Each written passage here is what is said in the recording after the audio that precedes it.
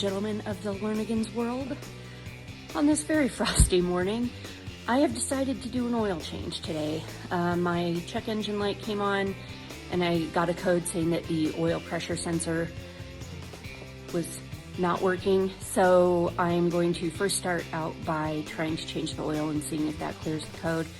I am overdue, so that's probably part of the issue. The filter is probably just really nasty. So what I'm gonna need is the oil, the filter, a 13 millimeter for the drain plug, and then either a 24 millimeter or a 15/16 for the filter cap up on top. So I'm gonna slide under and show you what the drain pan looks like, where the plug is and what it looks like. I usually put a piece of cardboard down to make sure that I don't make a complete mess. And then I've got a catchment container that I can take the used oil to someplace like O'Reilly's and they'll recycle it for me. So I'm gonna crawl under and I'll be right back. So here is the oil pan, the drain plug. I have my catchment container with the plug open and the vent open, otherwise sometimes it doesn't drain down well and it'll start to overflow on you. So I'm going to take my 13 millimeter socket. I'm going to loosen the drain plug.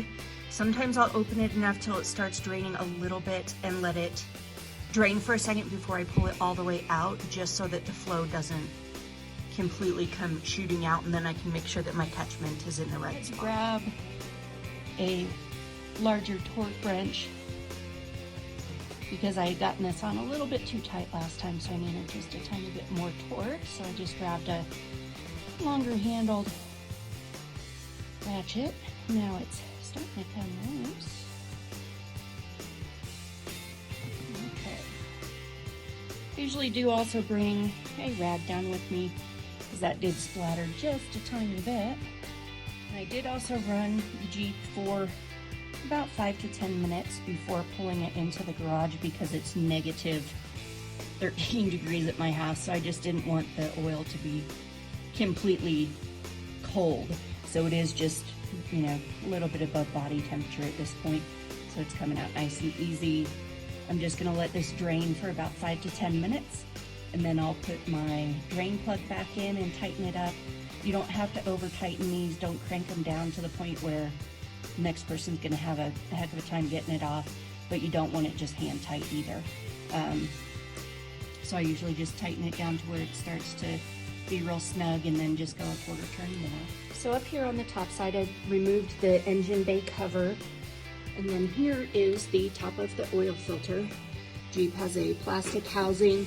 A lot of other vehicles, they're under the vehicle and they use the metal filter. This one is just a fiber filter, so you'll take the 24 millimeter socket or the 15/16 wrench and just loosen and pop that off. The whole thing comes out, canister, and all the filter just snaps right into it. All right, so I've got it all loosened up and it literally just pulls right out.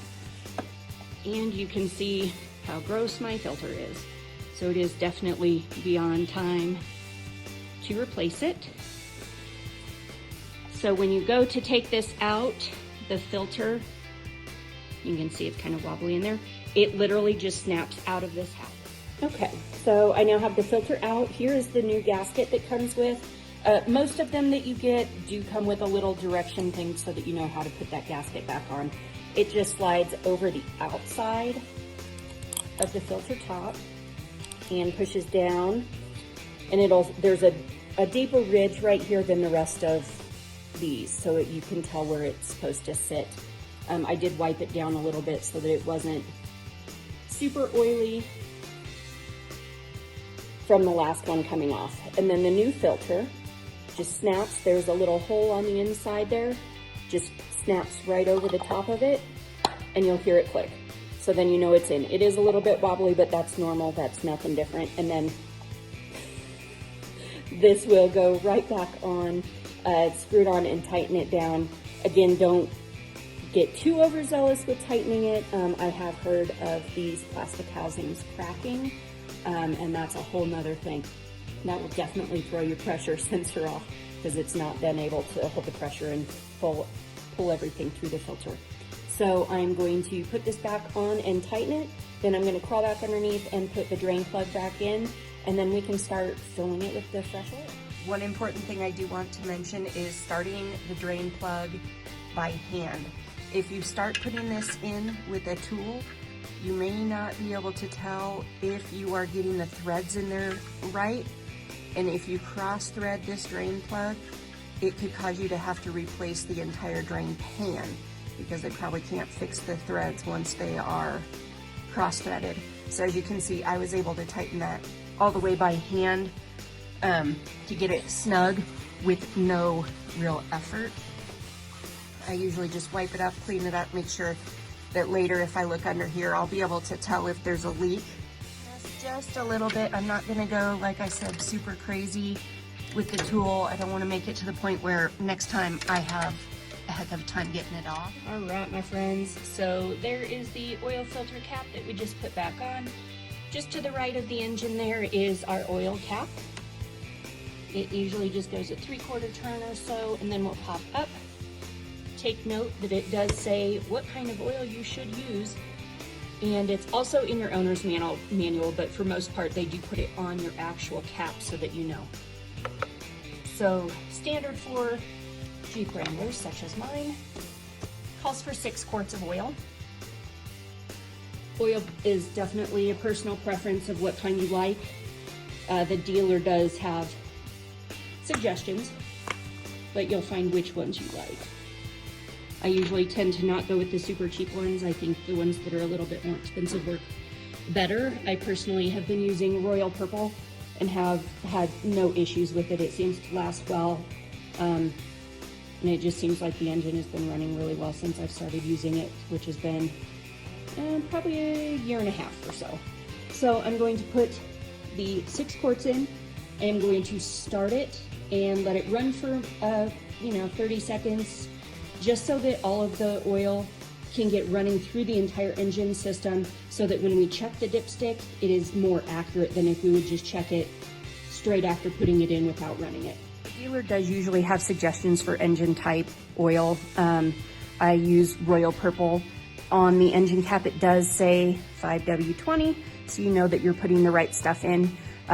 Mine, usually I start putting in the 6 quarts, and then I will run it for 30-40 seconds, just long enough for the engine to cycle all of the oil through, so that when I check the dipstick, it's an accurate amount showing on the dipstick, as opposed to if you would just check it straight after putting the oil directly. All right, so I've run my engine. I have filled up with 6 quarts of oil. Now it's time to check the dipstick. On the dipstick, you'll see that there are some hash marks. If I can get it to focus. There we go. So you want your oil to be in between the hash marks. So in order to check my oil, I always pull the dipstick, wipe it off, reinsert it, and then pull it out to see the actual measurement. There are little hash marks right here in this little groove. You can see where it's kind of recessed. You want your oil to be in between there. Below it, you need to add oil. Above it, you've added too much. Either way, either on the opposite ends is not a great thing. So I'm going to put this back in and pull it back out, and we'll see what it reads. All right, so here you can see that my oil is reading right in the middle of the hash marks, right where we want it. So at this point, we are all done with our oil change. We can put the dipstick back in, and then we'll put the engine bay cover back in, and then we are all done. All right, so there's 2 C-clips at the very back that you can kind of look at this and you'll see, oh, that's what goes on there.